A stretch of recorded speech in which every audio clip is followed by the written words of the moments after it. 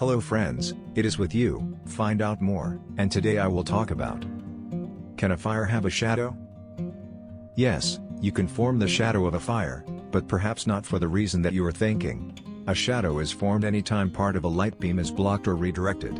The shadow region is the region in the light beam where there is less light than in the rest of the beam.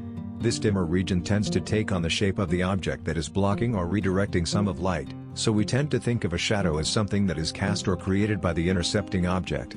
With this concept in mind, in order for a fire to have a shadow, the fire needs to somehow block or redirect part of another beam of light. A traditional flame can block or redirect light just fine for the simple reason that a traditional flame is more than just a pillar of light.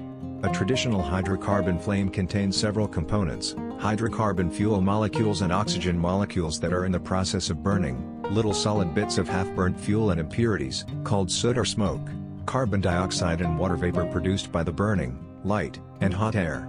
The light that you see in the flame is mostly created by the solid bits of airborne soot heating up so much that they glow via regular incandescence.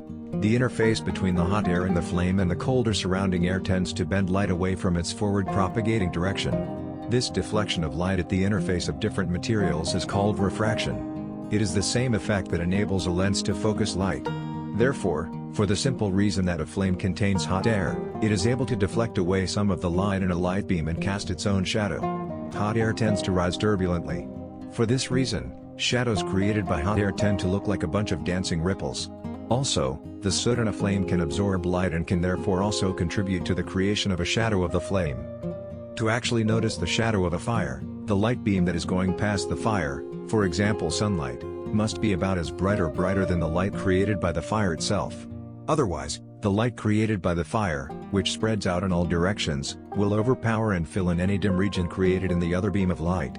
For example, pointing a weak flashlight at a roaring campfire will not enable you to see the shadow of the fire. Also, the smaller and cooler a flame is, and the less soot it has, the less it absorbs and redirects light, and therefore the dimmer its shadow will be. Depending on your particular setup, you may or may not be able to see the shadow of a flame with your naked eyes. For best results, you should use a bright light beam, such as direct sunlight, and a fire with lots of heat and soot. Note that fire can have a shadow not because the incoming light beam scatters off the light in the flame. On the fundamental level, one beam of light cannot directly interact with another beam of light. Light beams never directly bounce off each other, absorb each other, or deflect each other. This is because light consists of quantum particles called photons, which are by nature bosons. All bosons are able to overlap with each other, pass through each other, and occupy the exact same state at the exact same location. This is also because photons carry neither electric charge nor magnetic moment. Electromagnetic fields, such as those which constitute light, can only interact with objects that carry electric charge or a magnetic moment.